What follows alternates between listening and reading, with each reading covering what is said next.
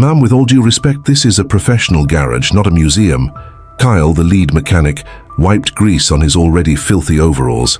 He smirked at his colleagues. Are you sure you're in the right place? The older black woman, named Eleanor, didn't flinch. She looked past him, her eyes fixed on the collection of parts that was once the engine of a 1967 Shelby GT500. She offered a calm, quiet smile and said, "I'm exactly where I need to be." She then pulled a worn, faded photograph from her simple purse. When Frank, the shop owner, walked over to see what the commotion was, she held it out to him. He glanced at it, then froze. The smug look on his face vanished, replaced by pure shock. This was Vintage Velocity, the most respected classic car shop in the state, located in a wealthy suburb of Detroit, Michigan. For 3 weeks, Frank and his team of so-called experts had been trying to rebuild the Shelby's legendary 428 Cobra jet engine. They had failed. The car's owner was a wealthy collector who was losing his patience and threatening to ruin their reputation. The year was 2025, but the problem they faced was rooted in old-school mechanics, a skill they clearly lacked. Eleanor, a 68-year-old retired librarian, looked completely out of place in the world of high-octane machinery and arrogant men. This story is a powerful reminder to never judge a book by its cover. If you believe in justice, let us know in the comments what city you're watching from and write the word justice. And if you're enjoying this so far, please hit that like button and subscribe to the channel. It really helps us tell more stories like this one. The core of the problem was a custom modification made to the engine decades ago, a detail no modern manual could explain. The team had billed thousands of dollars for diagnostics and labor, but they were no closer to solving the puzzle. They told the owner it was impossible, that the engine was just a useless block of metal. The owner, desperate, had found Eleanor through a half-forgotten name in an old logbook that came with the car. He had sent her here as his last hope, a decision his mechanics found laughable. Eleanor's presence was a direct challenge to their pride. The photograph she held was a key, a link to a past they couldn't possibly comprehend. It showed a much younger Eleanor, her hands covered in grease, standing proudly next to a man who was an icon in the automotive world. The search for a solution had led to her, a woman who had been erased from the history she helped build. Now she was back to reclaim it. What secret did that photograph hold? And how could this quiet, unassuming woman succeed where an entire team of certified mechanics had failed? Frank stared at the picture, then back at Eleanor. He swallowed hard. "Where did you get this?" he asked, his voice barely a whisper. The other mechanics, including Kyle, were confused. They couldn't see the image, but they could see its effect on their boss. "A friend took it," Eleanor replied, her voice steady. She put the photo back in her purse. "Now about the engine. Your team has the firing order wrong. The carburetor is flooded and the camshaft timing is off by at least 3 degrees. You've been trying to fit a square peg into a round hole." Kyle scoffed. "And how would you know that just by looking at it?" Eleanor walked past him and approached the greasy workbench where the engine parts were laid out like a failed autopsy. She didn't hesitate. She picked up a piston rod. "Because I was there when this engine was first modified. This isn't a standard 428. It's a prototype. There are only 2 in the world. This one," she said, pointing to the dismantled engine, "and the one in my garage." The garage fell silent. The only sound was the distant hum of traffic on the highway. The team of mechanics who just minutes before were mocking her now looked at her with a mixture of disbelief and awe. Frank, the owner, was pale. The man in the photograph with Eleanor was his own father, the founder of Vintage Velocity, who had passed away years ago. He had always told stories about a brilliant young apprentice he had in the early days, someone he called the real genius behind the work. He never mentioned she was a black woman. Frank's father was a good mechanic, but he was a better businessman. He had built his reputation on the work of others, and Eleanor was his greatest unsung asset. She had been the one with the natural talent, the intuitive understanding of how machines breathed and worked. But in the 1970s, a young black woman leading a team of white male mechanics was unthinkable. So, she was kept in the background, her contributions credited to others. Eventually, she grew tired of the lies and the lack of recognition, and she left, vanishing from the automotive world completely. The secondary characters in this drama, the other mechanics, started to react. An older mechanic named George, who had been quietly watching from the corner, slowly nodded. He'd heard the rumors for years, stories about the ghost in the machine from the shop's early days. He never imagined the ghost would be a woman standing right in front of him. Kyle, on the other hand, was furious. His pride was wounded. He saw Eleanor not as a savior, but as a threat to his authority as the lead mechanic. He was determined to prove her wrong. The tension in the garage shifted. It was no longer about a broken engine. It was about pride, history, and a long overdue reckoning. Frank, caught between his father's hidden legacy and his shop's imminent failure, made a decision. "All right," he said, his voice shaky. Show us what we've been doing wrong." Kyle stepped forward, his arms crossed. "Boss, are you serious? We have procedures, schematics. We can't just let some stranger come in here and start messing with a client's property." Eleanor ignored him. She turned to Frank. "I'll need a clean workspace, the right tools, and no interruptions. Especially from him," she said, nodding towards Kyle. "His kind of pride is loud, and it makes it hard to hear what the engine needs." The insult hit its mark. Kyle's face turned red. "You don't know the first thing about me," he snapped. "I know you spent 3 weeks failing," Eleanor replied, without turning to look at him. "That's all I need to know."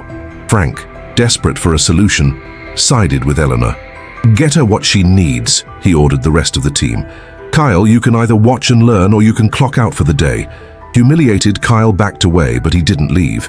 He stood in the corner, his eyes burning holes into Eleanor's back, waiting for her to fail. The conflict intensified as Eleanor began to work.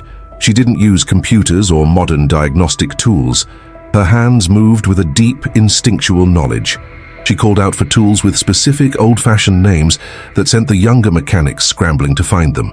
She pointed out tiny stress fractures on the valve covers that the team had missed, explaining how they were a signature of a specific tuning technique. Each part she touched was a new lesson, and each lesson was a quiet accusation against the team's incompetence. The other mechanics, except for Kyle, started to see the truth. George, the older mechanic, began to assist her, handing her tools before she even asked for them. He recognized the methods she was using, techniques he hadn't seen in over 40 years. He became her silent supporter, his presence a buffer against Kyle's simmering rage. This created a new dynamic, the younger, arrogant lead mechanic versus the old guard and the mysterious master. The pressure mounted. The car's owner called, and Frank had to promise him a miracle by the end of the day. The reputation of Vintage Velocity now rested entirely on the shoulders of the woman they had mocked. Kyle saw his position and authority slipping away with every bolt she tightened. He started making snide remarks, trying to distract her. "You sure that's the right torque spec? Looks a little loose to me," he'd say. Eleanor never broke her concentration. She simply continued her work, her movements fluid and efficient.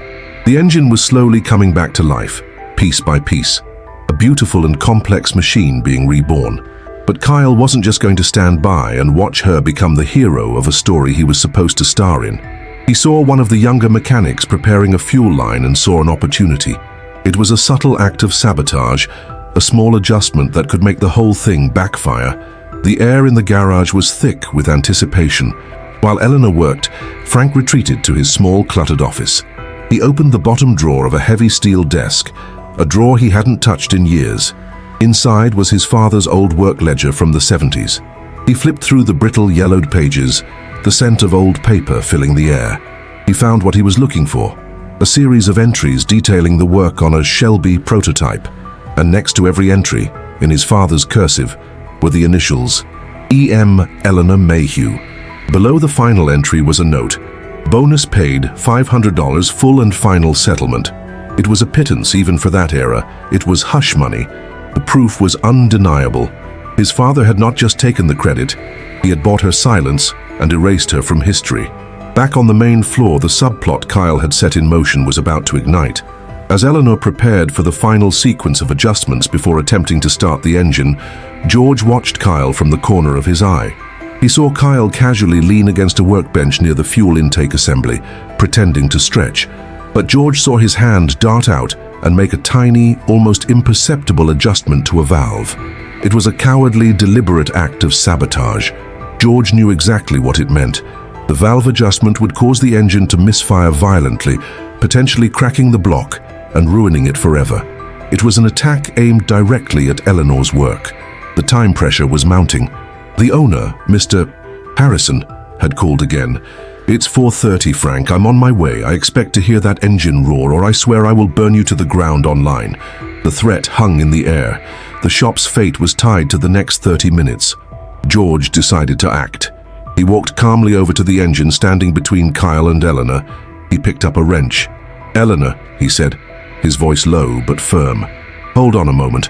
Let's double-check the fuel pressure regulator." Kyle tensed. "It's fine, old man. I checked it myself." George didn't look at him. He pointed with the wrench. "This valve, it's been tampered with. It's set to create a catastrophic failure." The other mechanics, who were now fully invested in Eleanor's success, turned to look at Kyle. Their expressions changed from curiosity to accusation. The team that Kyle once led was now a wall standing between him and the engine. He was completely isolated, his bitterness exposed for everyone to see. The relationships in the garage had been permanently redrawn, all centered around the quiet woman who was simply doing her job. "What the hell are you talking about?" Kyle blustered, his voice cracking. "I didn't touch anything. The old man's seeing things." "Don't lie," George said, his voice cold as steel. "I saw you. We all know what a lean fuel mix on a cold start would do to this engine. You were trying to destroy it." He looked at Frank, who had just returned from his office, the old ledger still in his hand. "He sabotaged her work, Frank." At that exact moment, the door to the garage slid open. A man in a tailored suit, Mr. Harrison, stood there, his face a mask of impatience. "Frank, what is going on here? I come to pick up my car and I walk into a mutiny." His eyes scanned the scene. Frank, pale and holding an old book. George, standing guard over the engine with a wrench. Kyle, cornered and sweating. And Eleanor, standing calmly at the center of the storm. The turning point had arrived and it was brutal. The shop's internal drama was now on full display for their most important client. Eleanor finally spoke, her voice cutting through the tension. She looked at Kyle with a profound sense of disappointment, not anger. "I knew you would try something. Men like you can't stand to see a woman do what you couldn't. It's an old, sad story." Her calm demeanor was the final straw for Kyle. This is all your fault," he screamed, pointing a trembling finger at her. "Coming in here, acting like you're better than us." Mr. Harrison stepped forward. "I'd be quiet if I were you," he said to Kyle. He then turned to Eleanor. "Ma'am, I apologize for the behavior of this employee. My representative told me you were the only one who could fix this. He said your name was Eleanor Mayhew." The mention of her full name made Frank visibly flinch. The secret was out. Frank finally found his voice. He looked at Kyle not with anger, but with a grim sense of finality. He saw the embodiment of the same toxic pride that had led his father to cheat a brilliant woman out of her career. The cycle had to end. "Kyle, you're fired. Get your things now." Kyle stared in disbelief. Then his face hardened with hate. He threw his workshop keys on the ground and stormed out, shoving past a row of tool chests as he went. His exit was pathetic, not dramatic. The main antagonist was gone, but the silence he left behind was heavy. Mr. Harrison walked up to the Shelby and looked at the partially assembled engine. He then looked at Eleanor, his eyes filled with a new respect. The question of competence had been settled. The question of character had been exposed. He ignored Frank completely. "Ms. Mayhew," he said, his tone formal. "Can it be saved?" Eleanor inspected the fuel valve that Kyle had tampered with. She tightened it back to its correct setting with a practiced twist of a screwdriver. "He didn't break anything permanently," she said, her voice echoing in the quiet garage. But he was right. A backfire could have cracked the block. We were lucky George was paying attention. The consequences of the confrontation settled over the room. Kyle's firing had purged the immediate poison, but the incident left a stain. Mr. Harrison's trust in the shop was shattered, but his faith in Eleanor was now absolute. He continued to direct all his questions to her, treating Frank like he wasn't even there. "So, what's the next step? Can we start it?" Frank, humbled and ashamed, didn't try to interject. He simply stood back, watching the woman his father had wronged take complete control of his garage. His guilt was a physical weight. Instead of making excuses, he walked over to the coffee machine, brewed a fresh cup, and brought it to Eleanor. He placed it on a clean spot on the workbench. "Do you need anything, Ms. Mayhew?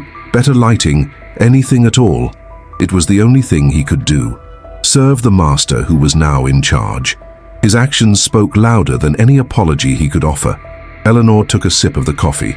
Thank you, Frank. It was the first time she had used his name with anything other than cold formality. She then turned back to the engine. She worked for another 20 minutes, her movements precise and economical. The other mechanics watched in silence, their previous arrogance replaced by a student-like reverence. Finally, she stopped. There, she said, the mechanical work is done. His sabotage attempt was clumsy, but it revealed another problem. A new wave of tension washed over the room. What is it? Mr. Harrison asked. When they first tried to start it over and over, they flooded the carburetor and put too much stress on the distributor rotor, she explained, pointing to a small component deep in the engine.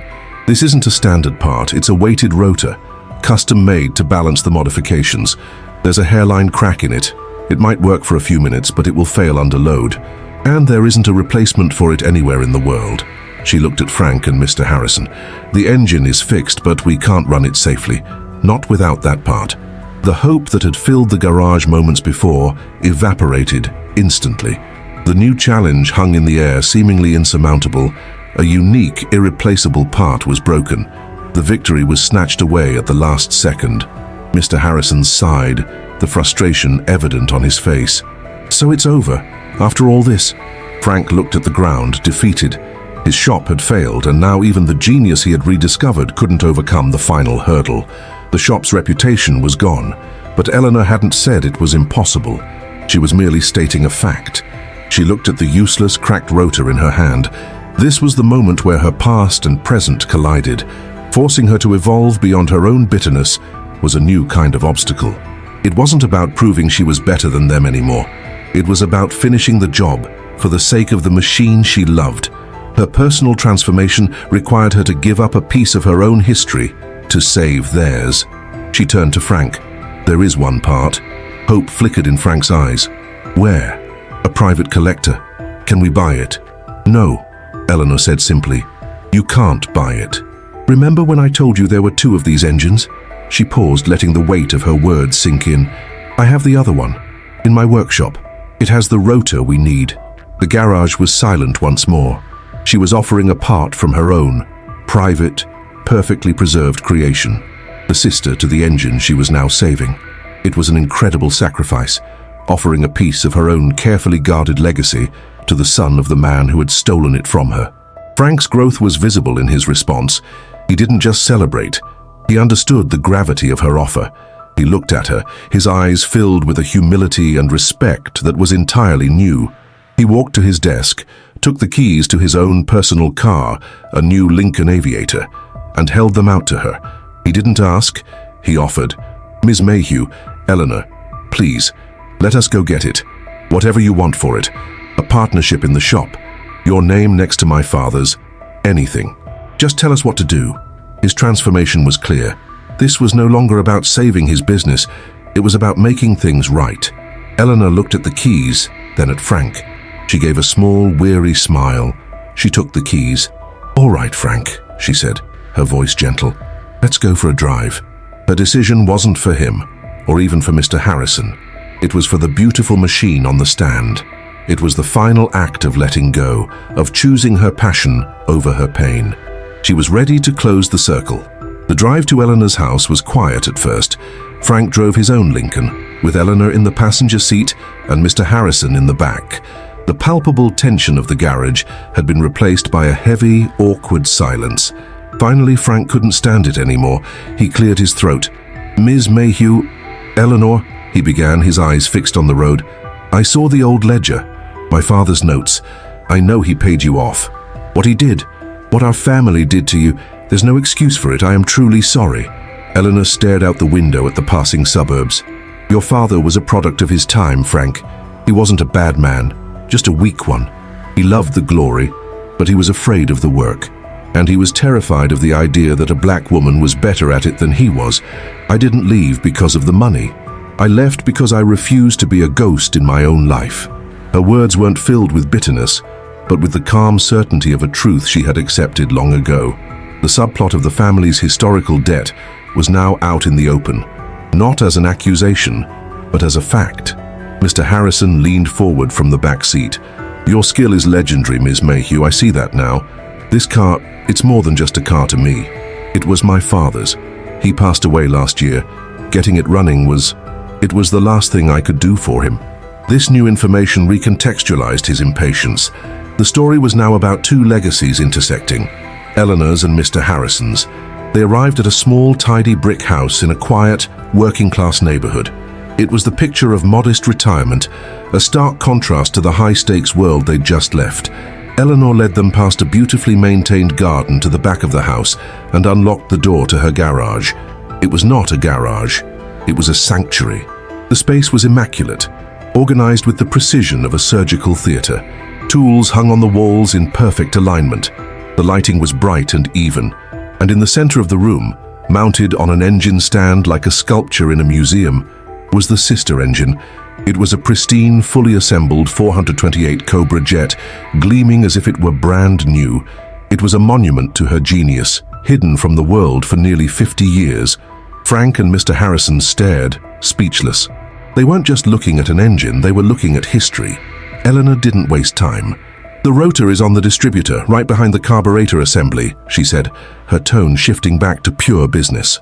The pace accelerated. She moved to a large professional toolbox and selected several tools. Her movements were a blur of efficiency. There were no wasted steps, no hesitation. She worked on the pristine engine with the same focus she'd shown at the chaotic shop, carefully removing the necessary components. Within minutes, she had the small, weighted rotor in her hand. It was identical to the cracked one back at the shop, only this one was perfect. She wrapped it carefully in a soft cloth and they prepared to leave.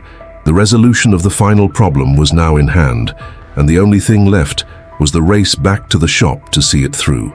The return trip to Vintage Velocity was a tense, silent sprint. When they walked back into the garage holding the small cloth-wrapped part, the remaining mechanics stood up straight. The atmosphere was electric. All the resentments and internal politics were gone, replaced by a singular focus. They were a pit crew, and Eleanor was their chief.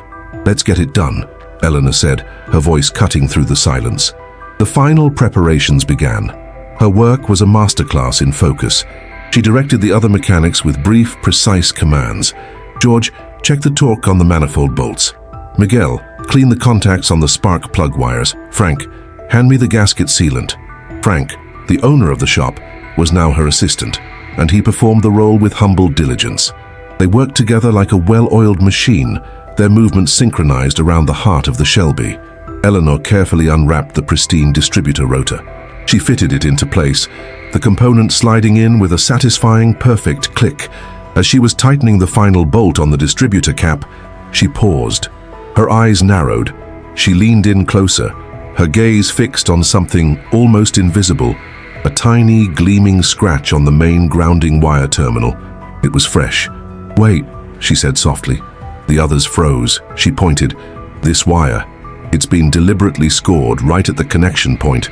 It's not broken, but the connection would be intermittent. It would cause the engine to sputter and die under load, making us think we failed." It was Kyle's final parting shot. A spiteful little piece of sabotage that was almost impossible to spot, designed to create confusion and doubt. It was the last ghost of the old regime. Without another word, she took a small file and a wire brush, expertly cleaned the terminal, and secured it tightly. The last trap had been disarmed. Now there were no more excuses, no more hidden problems. This was the moment of truth. Eleanor slid into the driver's seat of the Shelby. The rich smell of old leather and gasoline filled the air. She looked at the faces watching her. Frank, hopeful and terrified. Mr. Harrison holding his breath. George and the others, their faces filled with awe. She was no longer just a mechanic. She was the vindicator of a forgotten legacy, the conductor about to lead her orchestra. She turned the key. There was a single sharp click from the solenoid, a split second of absolute silence that stretched for an eternity. Then the engine exploded into life. It wasn't a cough or a sputter. It was a deafening, instantaneous roar of pure, untamed American horsepower. The sound was perfect, a deep, rumbling baritone that shook the very concrete of the garage floor. It was the sound of flawless victory, of power unleashed, of justice served. The mechanics whooped and cheered. Mr. Harrison broke into a wide, stunned grin, tears welling in his eyes. Frank put his head in his hands and wept with relief and gratitude. Eleanor simply rested her hand on the steering wheel, feeling the vibration of the perfectly tuned engine through her fingertips. A small, satisfied smile touched her lips. Her connection was with the machine. Her work was done. The roar of the engine settled into a smooth, powerful idle. For a few minutes, everyone just listened, mesmerized by the sound of success. Mr. Harrison walked over to the driver's side door, his smile unwavering. "It sounds just like it did when my father drove it," he said, his voice thick with emotion. After the engine was shut down, business was concluded swiftly. Mr. Harrison pulled out his checkbook. Without asking for an invoice, he asked Eleanor her fee. She named a price that was fair but substantial, enough to recognize the 50 years of lost income and stolen credit. Mr. Harrison didn't blink. He wrote the check, but he made it out to Eleanor Mayhew, not Vintage Velocity. He handed it directly to her. He then turned to Frank. "Your shop is on probation. From now on, I want a full report of every car you service for me, and I expect it to be signed off by Ms. Mayhew. Pay her whatever else she asks for her consultancy. Send me the bill." The power dynamic was permanently reset. Frank's shop would survive, but only under Eleanor's authority. With the business done, the conclusion to the human story began. After Mr. Harrison left, overjoyed, Frank approached Eleanor. He didn't have a checkbook. He had a piece of paper with a sketch on it. He unrolled it on the hood of the Shelby. It was a mock-up for a new sign for the front of the building. In elegant, bold letters, it read, "Vintage Velocity, Master Mechanics. Founded by John Miller and Eleanor Mayhew." "This is what it should have said all along," Frank said quietly. "I'm not asking you to be a partner. I'm just fixing the sign. It's the least I can do." It was a pure act of atonement, offered with no strings attached. Eleanor looked at the design, then at Frank's earnest, hopeful face. She saw that his transformation was real. He had shed the arrogance of his inheritance and was ready to build something new and honest. She simply gave him a slow, deliberate nod. It was enough. The acknowledgement of the past was all she had ever truly wanted. Her purse was on the workbench where she had left it hours ago. She picked it up, her movements calm and unhurried. Her work here was finished. She had faced down the ghosts of her past, reclaimed her legacy, and set a new course for the future of the shop. She didn't need to stay and supervise. She had proven her point. She had won. She walked out of the garage, leaving the men to admire her work. She got into her own car parked on the street, a flawlessly maintained 1972 Ford Maverick, started it with a quiet rumble, and drove away in complete and total control of her own destiny. 6 months later, the front of Vintage Velocity looked different. The new sign was up, Eleanor Mayhew's name shining in the afternoon sun right next to John Miller's. Inside, the shop was transformed. It was cleaner, brighter, and more organized. George, the veteran mechanic who had stood by Eleanor, was now the shop foreman. Frank was on the floor, his hands greasy, working alongside his mechanics, learning from the ground up, earning his place in the new company he was building. On the front counter, next to a stack of invoices, lay a copy of American Classics magazine. The cover story featured a stunning photo of Eleanor leaning against the 1967 Shelby GT500.